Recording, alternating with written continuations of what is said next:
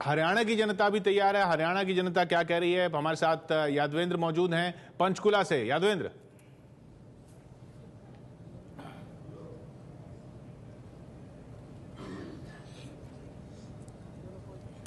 बिल्कुल किशोर, चुनाव का ऐलान होते ही यहां पर उत्साह है लीडरों में भी और लोगों में भी। हमारे साथ बीजेपी से ज्ञानचंद गुप्ता हैं और हजका से हैं जो निमिष भट्ट हैं और अनेलो से हैं जो हमारे साथ कलभूषण गोयल हैं। कांग्रेस से कोई नहीं आया। हम सबसे पहले बीजेपी के पास चलते हैं। हरियाणा में ये माना जाता है कि यहां पर कास्ट की पॉलिटिक्स होती है। क्या बीजेपी भी वही करने लगी? चौधरी वरिंदर को शामिल करके बीजेपी ने यही किया और इसके आश्रय विधानसभा जाएंगे। भारतीय जनता पार्टी कभी जातिवाद पर विश्वास नहीं करती। भारतीय जनता पार्टी 36 बिरादरियों की पार्टी है।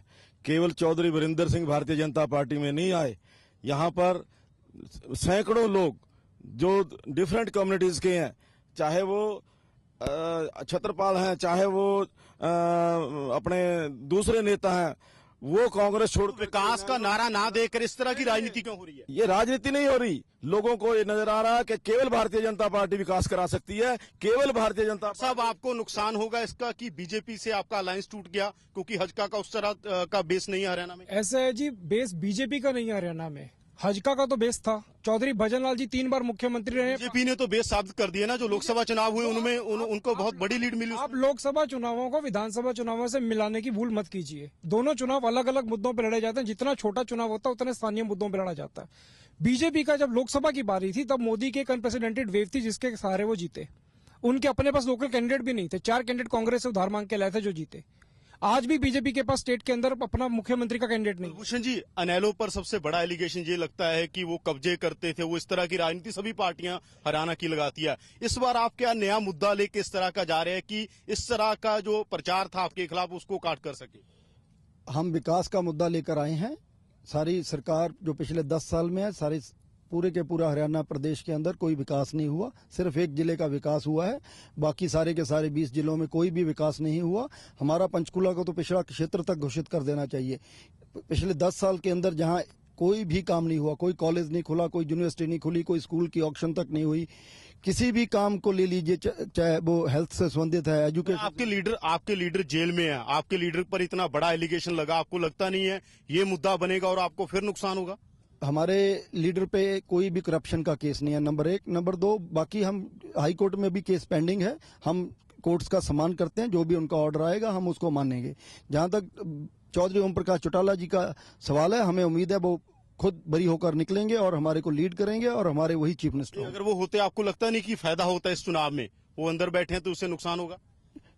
ऐसी कोई हमारे पास बहुत से लीडर हैं। चौधरी ओम प्रकाश जी चौटाला जी हमारे ठीक है, अभी लीडर बहुत बड़े हैं, पर हमारी पार्टी में ऐसी लीडरों की कोई ऐसी बात नहीं है। लीडर की कोई कमी नहीं है। दुष्यंत चौटाला, भजनलाल का जो दौर था वो तो चला गया हरियाणा से। आपको लगता नहीं है कि अब वो दौर तो नहीं रहा है? ये दौर जो चल रहा है वो आपके खिलाफ है क्योंकि बीजेपी आपको छोड़ गई? मैं खिलाफ नहीं मानता। मैं ये मानता हूँ कि भजनलाल जी की विरासत को उनके दोनों बेटे चौधरी कुलदीप बिश्नोई और चंद्रमोहन बिश्नोई ने अच्छे से संभाला है। आप आज भी अगर आप देखें, अगर हरियाणा को जो पुराने समय में चले जाए, 3 लालों की स्टेट था, देवीलाल, बंसीलाल एंड भजनलाल जी। उस वक्त उसमें से अगर देखा जाए, भजनलाल जी की फैमिली एक ऐसी फैमिली है जो सबसे अधिक लंबे समय से सत्ता से दूर रही है। 1996 में आखिरी बार भजनलाल जी मुख्यमंत्री थे। लेकिन आज भी अगर कभी कुलदीप जी या चंद्रमोहन जी एक आवाज देते हैं तो लाखों की संख्या में कार्यकर्ता उनके पास इकट्ठे हो जाते हैं। वो क्यों होता है?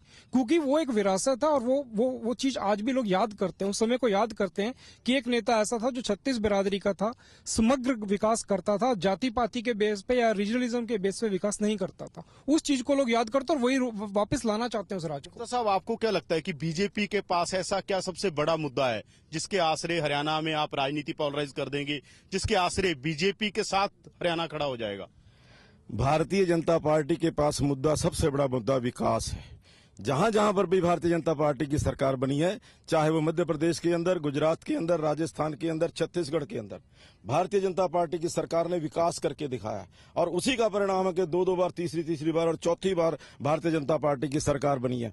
जहां तक अभी भाई आज जैसी कह रहे थे कि अब लालों का युग खत्म हो चुका है, लालों की वो जो यहाँ पर तूती बोलती थी वो खत्म हो चुकी है और आज परिवारवाद का भी अंत होने वाला है। भारतीय जनता पार्टी पार्टी एक कार्यकर्ताओं की पार्टी है और उन्होंने कार्यकर्ताओं के बल पर भारतीय जनता पार्टी हरियाणा प्रदेश के अंदर सरकार बनाई। हमारे जनता भी, हम उनसे बात करते हैं। आपको क्या लगता है कि ऐसा क्या मुद्दा है जो सबसे बड़ा मुद्दा बनना चाहिए जिससे हरियाणा का फायदा होगा?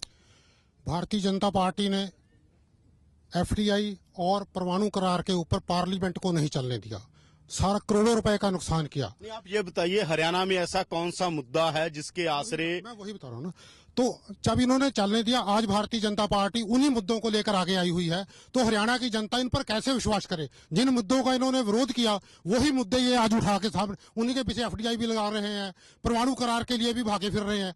तो हरियाणा की जनता इन पर विश्वास करे तो कैसे करे? हम इन पर विश्वास, आपको क्या लगता है कि कौन सा ऐसा मुद्दा हो जो, क्योंकि बेरोजगारी है, भ्रष्टाचार है, यहाँ पर आपको क्या लगता है, नौजवान है आप, क्या मुद्दा ऐसा हो जो सारी पार्टियां, कोई भी पार्टी लाइन से ऊपर उठकर आप कहना चाहें कि इस तरह का मुद्दा उठाए जिससे हरियाणा का फायदा हो? रोजगार का और विकास का मुद्दा उठाए पार्टी, वही आगे आनी चाहिए और वही जीतनी चाहिए, ताकि नौजवान युवा विकास और रोजगार मांगता है।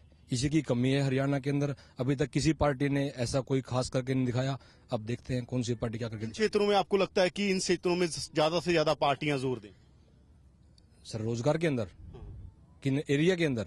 सर जैसे सिरसा है, हिसार है, जींद है, कैथल है, वहां सर रोजगार है ही नहीं। हर पार्टी बहाना बना रही है कि वहां रोजगार नहीं हुआ, लेकिन करवाएगी कौन सी? इस पार्टी पर आपको लगता है इस बार मोहर लगेगी? हरियाणा की जनता का मन क्या है? चौटाला पार्टी पर।